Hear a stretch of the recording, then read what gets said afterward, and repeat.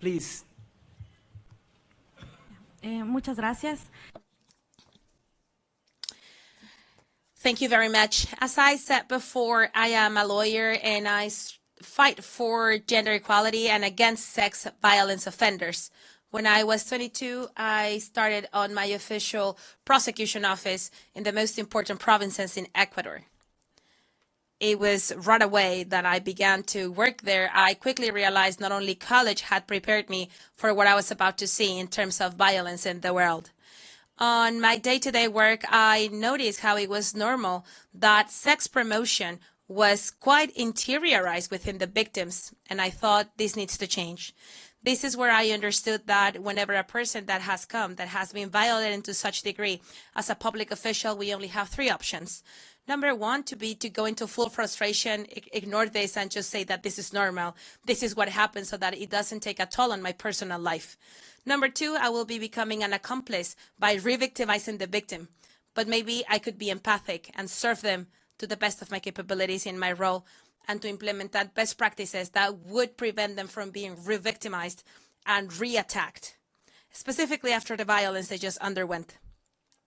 So maybe the first two options feel the easiest and the simplest, probably. And yet I thought to choose this third path so that I could create a change to avoid re-victimization and vulnerability rights. And while I'll acknowledge I am a privileged individual as a young woman, I, of course, had to face my own challenges. Hence, the first difficulty was to deal with age gap and in career path gap. They were convinced that certain activities that were actually correct while they were even a further human rights violation. And sadly, I remember that even that people had the chance to go to college, they have no real clarity on what human rights really are. As a young woman, I would be perceived weak, small, and not as expert as them. But even with the system against myself, and even though I had a lot of fear, I decided that with my capability, I will show how this could be done in a more assertive, positive way. It was then where I realized that in my own humbleness to acknowledge that, yes, I was eager but young, inexpert but truthful. I acknowledge my peers as human beings that were just willing to walk me through the process to avoid re-victimization of sexual victims.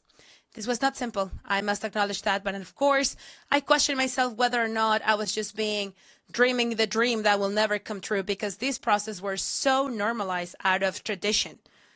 But we must remember that we can create a change and inspire others in gaining back their own humanity. Our own strength is really this thrive that we believe the world can be changed. And we strongly believe that if we get together, we can actually make that change.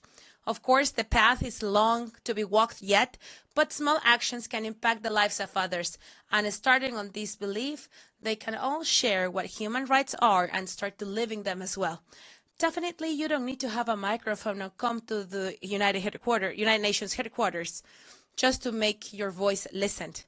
What's truly important is to raise your voice on your day-to-day job in your own community so that you can spread the message.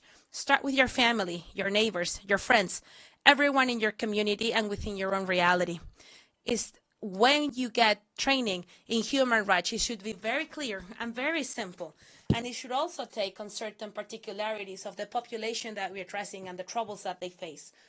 This is when we teach about the content of the Universal Declaration of Human Rights, that we get to understand it ourselves, and we need to be open to tackle the reality of the target audience that we have.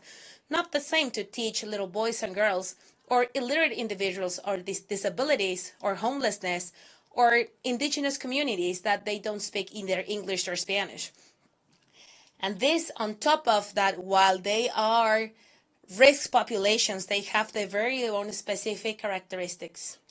In Ecuador, we have indigenous peoples in voluntary isolation that I, of course, cannot reach with our message, but it is within our own means to visualize them and to understand that our rights end when other people's rights begin. Understanding that this is the gathering of those who have been historically invisible, as well as animals in nature. I believe that those with the economical power would be the ones that acknowledge this reality. And yet, as citizens, it is our job to build our own fighting corner so that we can share what human rights is through empathy with our ecosystem and to learn from this. That's why I believe that the biggest challenge that we have in education in Ecuador is that we need to have true inclusiveness and stop not visibilizing the most vulnerable realms of our community. And the first step is to learn from them.